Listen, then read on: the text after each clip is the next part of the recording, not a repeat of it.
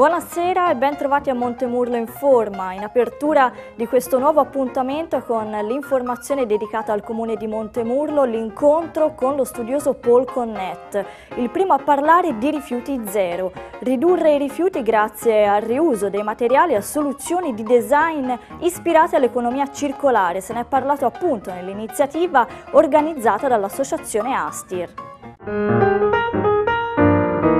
Promuovere l'economia circolare ed abbandonare l'attuale modello lineare è questa la nuova sfida per il futuro, un'opportunità che l'industria non può permettersi di perdere e Prato in questo sta facendo la sua parte. Ridurre i rifiuti grazie al riuso dei materiali è infatti insito nel DNA della nostra città. Siamo un'antica economia circolare. Oggi una battuta che ho fatto a Paul mentre visitavamo le aziende, gli ho detto: guarda Paul, a te sei un grande insegnamento per il pianeta, perché lui è stato in circa 66 paesi a insegnare alle comunità come poter, in quale direzione prendere in funzione delle situazioni oggi che si trova il pianeta. Io gli ho detto: guarda, prima che tu nascessi noi si faceva già economia circolare già dal 1853.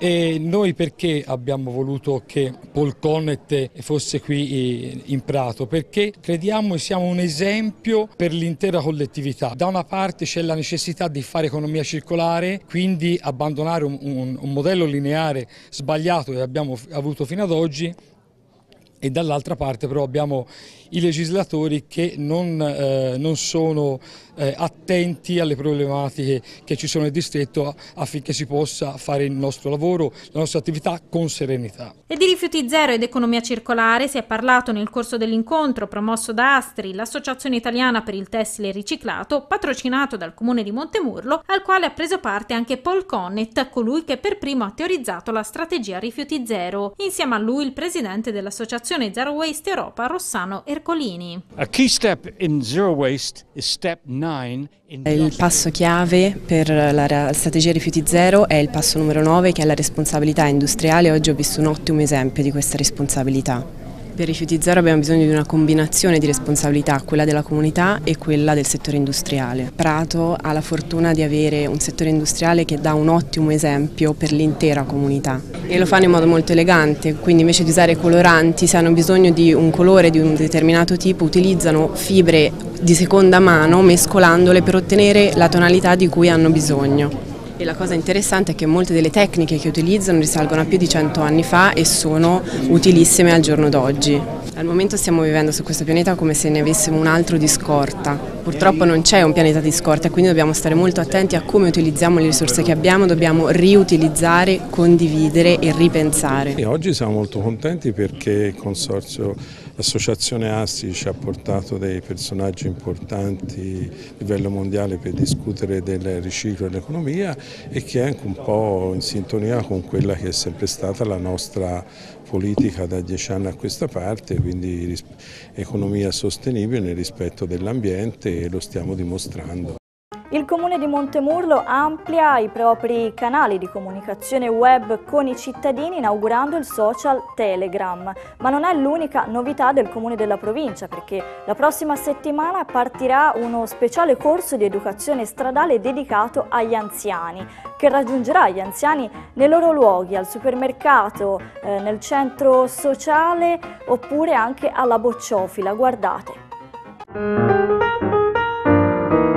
Nasce il nuovo canale Telegram del Comune di Montemurlo, messaggi relativi alle allerte meteo, alla viabilità cittadina, ordinanze e bandi, informazioni su eventi e manifestazioni direttamente sul proprio cellulare. Per rimanere informati basterà scaricare sullo smartphone Android o iOS l'applicazione Telegram e poi unirsi al canale info@Montemurlo. Con questo canale cercheremo anche di avvisare in modo specifico, a secondo dei rischi presenti sul nostro territorio, in alcune fasce del territorio, di avvisare i cittadini che abitano appunto in queste zone. Quindi chi è in una zona a rischio frana riceverà il messaggio in occasioni in cui c'è questo pericolo, chi è in zone che sono soggette a allagamenti o quantomeno a rischio idrogeologico riceverà messaggi mirati appunto di allarme legati a questi eventi qua. Quindi ecco, di andare oltre anche al semplice avviso dell'allerta, ma quello di avvisare sul pericolo imminente personalizzato per la fascia di territorio.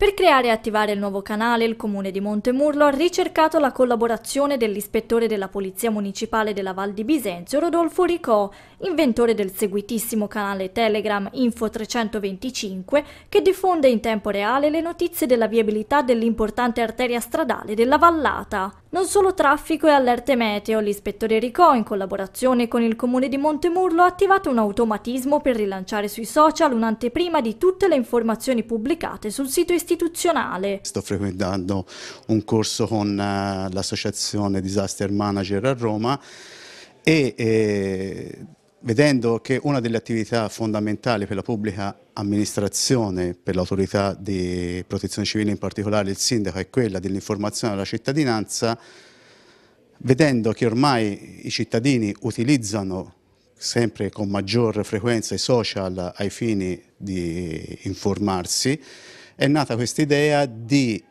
poter agevolare l'attività della pubblica amministrazione con degli automatismi in grado di rilanciare sui social le informazioni che la pubblica amministrazione immette sul suo organo digitale ufficiale, che è il sito internet. Cittadini sempre più informati, quindi a Montemurlo è sempre in forma anche alla guida. Al via nel comune della provincia uno speciale corso di educazione stradale dedicato a chi è più avanti con l'età, ma non rinuncia al piacere di mettersi in macchina e non al posto del passeggero. La nostra educazione stradale, che con una campagna che noi chiamiamo la strada giusta, si rivolge anche non solo alle scuole e agli studenti, ma a tutti i cittadini a 360 gradi. In questo caso stiamo preparando e sono stati programmati degli incontri anche per i nonni o comunque gli anziani, la cosiddetta terza età. A una certa età bisogna rinfrescare alcune regole, bisogna fare attenzione, ci possono essere dei dubbi o delle insicurezze che loro stessi possono comunicarci e quindi anche noi fare un po' da punto di riferimento per loro. È partito il calendario di iniziative della 24esima Festa dell'Olio, la manifestazione organizzata e promossa dall'Associazione Borgo della Rocca. Guardate. Si apre venerdì 9 novembre la 24esima edizione della Festa dell'Olio di Montemurlo, promossa dall'Associazione Il Borgo della Rocca, dal Comitato per la Festa dell'Olio e dal Comune di Montemurlo. Si tratta della più grande manifestazione della provincia per la promozione e la valorizzazione dell'olio extravergine d'oliva prodotto sulle colline montemurlesi, con oltre 30 eventi che arriveranno fino alla fine di novembre, dedicati non solo alla degustazione dell'olio nuovo, ma anche alla scoperta del territorio. Come sempre la festa avrà il suo clou domenica 18 novembre, quando il Borgo della Rocca si riempirà di stand gastronomici, ma anche di banchetti dell'artigianato e di gruppi folcloristici che animeranno tutta la giornata. Inoltre il frantoio della Rocca aprirà le porte per mostrare ai visitatori la frangitura delle olive e per far gustare l'olio nuovo. Saranno attivi bus navetta gratuiti che collegheranno i principali parcheggi della città con la festa. Intorno a tutto quest'olio riusciamo a coinvolgere aspetti culturali, mostre, enogastronomia e tutte le associazioni del Comune Montemurlo che si prodigano per far rivivere quel borgo che ormai da diversi anni è tornato a nascere e essere vissuto. Venerdì 16 a Villa Scarfantoni si svolgerà il concorso per decretare il miglior olio montemurlese. L'olio montemurlese è un'ottima annata, controtendenza rispetto a quella toscana, perché in alcune zone della Toscana ci sono stati nubifragi, grandine che hanno ridotto di molto la quantità dell'olio. Abbiamo dei risultati maggiori rispetto al resto della Toscana e la qualità è di ottima fattura. Per questo grande soddisfazione anche per la qualità dell'olio e la nostra volontà è quella di promuovere l'olio montemurlese e l'olio toscano in modo che ci sia un acquisto consapevole del prodotto. Alle foto è legata la novità di quest'anno, ovvero il concorso Una cartolina per Montemurlo, al quale si può ancora partecipare inviando uno scatto di Montemurlo. E ora è il momento dell'agenda, diamo uno sguardo a tutti gli appuntamenti a Montemurlo e dintorni. Domani sabato 17 novembre alle ore 10 presso la pieve di San Giovanni de Collato le diocesi di Prato e Pistoia legate da una cintola. Convegno con interventi di Claudio Cerretelli, vice direttore dell'Ufficio Beni Culturali della diocesi di Prato, di Don Simone Amidei, direttore del Museo Diocesano di Pistoia, del restauratore Daniele Piacenti, nell'ambito della 24esima Festa dell'Olio. Al termine dell'incontro è previsto un antipasto al frantoio. Ancora sabato 17 novembre alle 21 al Teatro della Sala Banti Noi siamo all'Antica, commedia brillante portata in scena dalla compagnia teatrale Limoni a ingresso libero. Domenica 18 novembre sarà la volta della Festa dell'Olio, dalle ore 7 al Borgo della Rocca, stand di prodotti tipici e degustazioni, ricostruzioni di vita medievale a cura del gruppo storico di Montemurlo, cantastorie e giocolieri nell'ambito della 24esima edizione della manifestazione promossa dall'Associazione Borgo della Rocca.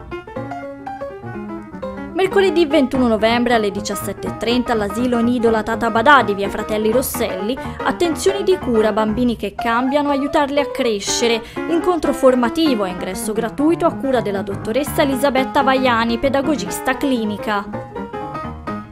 E infine giovedì 22 novembre alle 21:15 al Centro Giovani di Piazza Don Milani, 50 anni fa il 68, primo del ciclo di incontri a ingresso gratuito dedicato al fenomeno socioculturale del 68. Grazie per averci seguito, Montemurlo Informa torna venerdì prossimo, buon proseguimento di serata.